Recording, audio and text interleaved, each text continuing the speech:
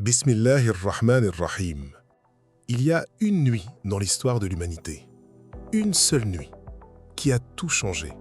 Une nuit où un homme, encore en vie, encore dans son corps, a quitté la terre, a traversé les cieux, un par un, a rencontré les prophètes, a vu ce que nul œil humain n'avait jamais vu, et a approché Allah d'une proximité que l'esprit humain ne peut pas pleinement saisir. Cette nuit s'appelle Isra et Mi'raj, et il ne s'est pas passé dans un rêve, il ne s'est pas passé en vision, elle s'est passée avec le corps, avec l'âme, avec la chair et les os. Subhanalladhi asra bi'abdihi laylan. Gloire à celui qui a fait voyager son serviteur de nuit.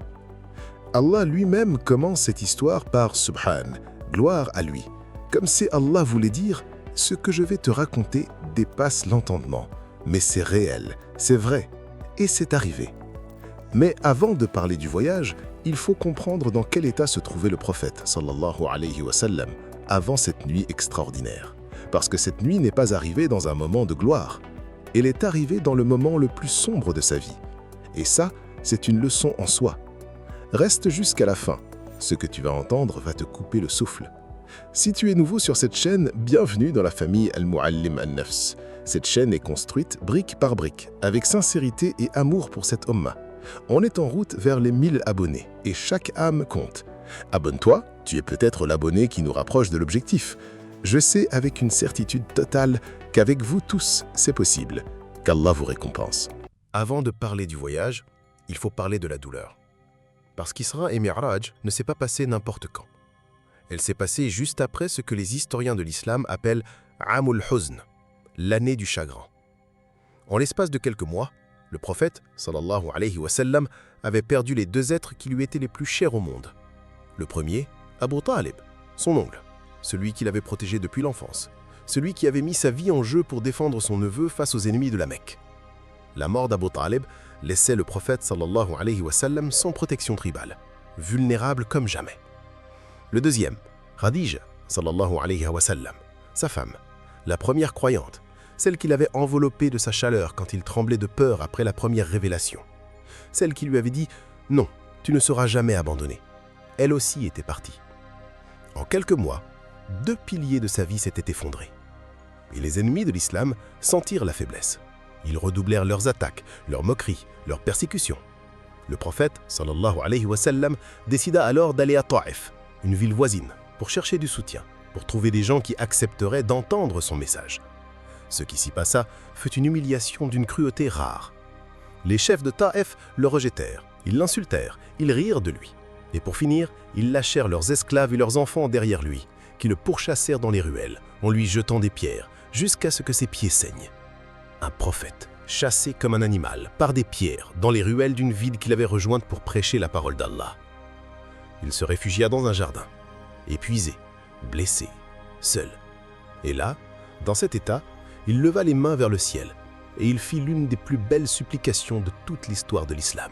« Ô Allah, c'est à toi que je me plains de ma faiblesse, de mon manque de ressources, de mon peu d'importance aux yeux des gens. Si tu n'es pas en colère contre moi, alors peu m'importe ce que j'endure, mais ta protection est plus vaste pour moi. Je cherche refuge dans la lumière de ton visage, par laquelle les ténèbres se dissipent, contre le fait que tu sois mécontent de moi.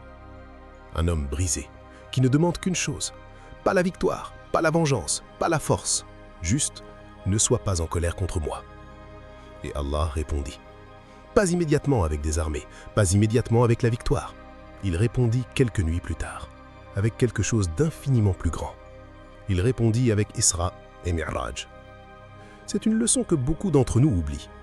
Quand tu es au plus bas, quand tu es blessé, épuisé, rejeté, Allah ne t'abandonne pas. Il prépare quelque chose que tu n'aurais jamais imaginé. Le prophète, sallallahu alayhi wa sallam, dormait cette nuit-là près de la Kaaba. Et l'ange d'Ibrahim, alayhi salam, descendit. Il le réveilla et le voyage commença. L'Isra, c'est la première partie du voyage, le voyage nocturne, de la Mecque à Jérusalem. Jibril, alayhi salam, amena Al-Buraq, une monture d'une blancheur éclatante, plus grande qu'un âne, plus petite qu'un mulet. Sa foulée atteignait l'horizon du regard. Le prophète sallallahu alayhi wa sallam monta sur Al-Buraq. et en un instant, ils traversèrent la péninsule arabique. Ils arrivèrent à Madina, la ville qui n'était pas encore sa ville.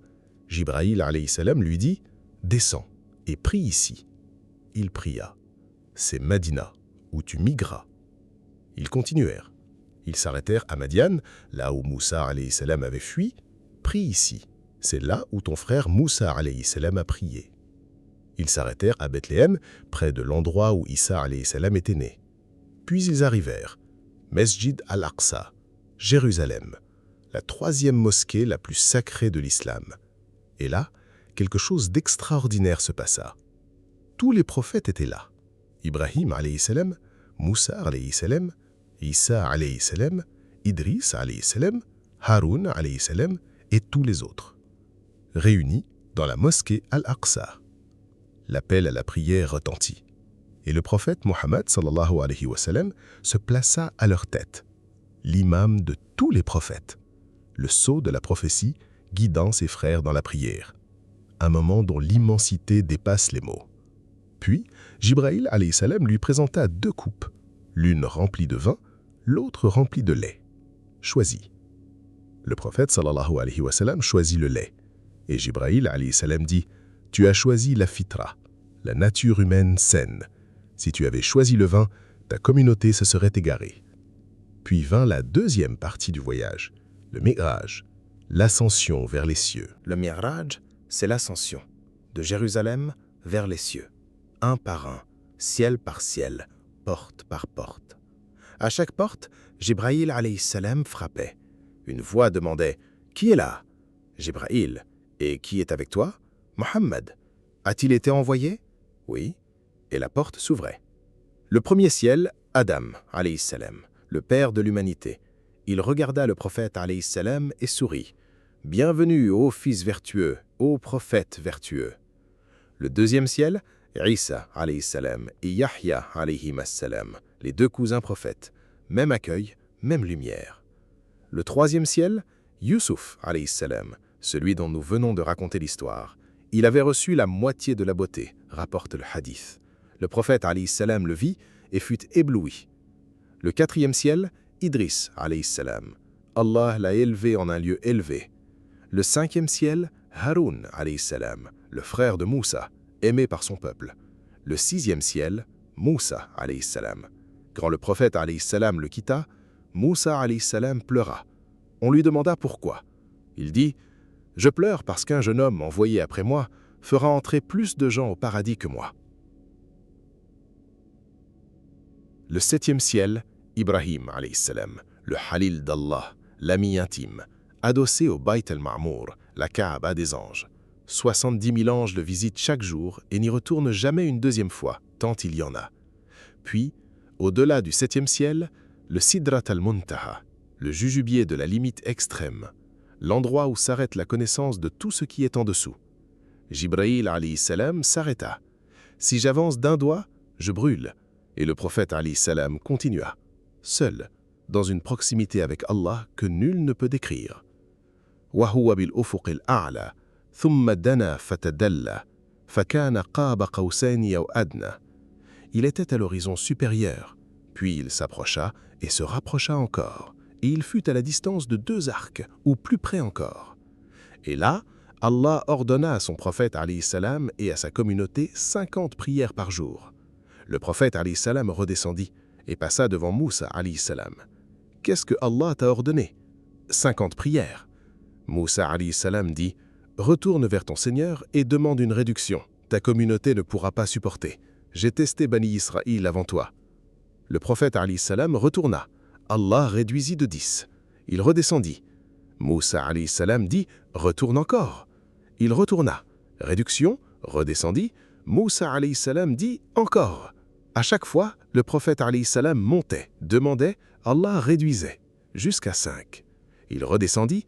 Moussa alayhi salam dit « Retourne encore, ta communauté ne pourra pas. » Et le prophète alayhi salam dit « J'ai trop demandé à mon Seigneur, je n'ose plus. » Et Allah dit « Ce sont 5 prières, mais elles ont la valeur de 50. Ma parole ne change pas. » 5 prières, données directement par Allah, sans intermédiaire, sans tablette, sans révélation indirecte. la seule obligation de l'islam donnée directement dans une conversation entre Allah et son prophète au-dessus des 7 cieux. Et le prophète alayhi salam redescendit. Il retourna à la Mecque la même nuit, avant le matin. Le lendemain, il raconta ce qui s'était passé. Les ennemis rirent, ils moquèrent, ils dirent « Un voyage de la Mecque à Jérusalem prend 1 mois, aller-retour 2 mois, et tu nous dis que tu l'as fait en 1 nuit ?» Et certains, même parmi ceux qui avaient dit la shahada, vacillèrent. Mais Abu Bakr, alayhi salam, quand on lui rapporta ce que le prophète alayhi salam avait dit, répondit sans hésiter. S'il l'a dit, alors c'est vrai. Et il reçut ce jour-là le titre qui le suivra pour toujours, As-Siddiq, le véridique, celui qui croit sans voir, celui dont la foi ne dépend pas de sa compréhension, parce que certaines vérités dépassent la compréhension humaine, mais elles ne dépassent pas la foi. Chaque jour, 5 fois par jour, quand tu te lèves pour prier, souviens-toi, ces prières ont été données par Allah lui-même, au-dessus des 7 cieux, dans une nuit extraordinaire, pour toi, pour ta communauté, pour l'éternité. Elles ne sont pas une obligation pesante, elles sont un cadeau arraché par l'intercession de Moussa alayhi salam, réduit de 50 à 5 par pure miséricorde d'Allah pour cette communauté. Honore ce cadeau. Si cette vidéo t'a touché, partage-la. C'est ta sadaqa du jour.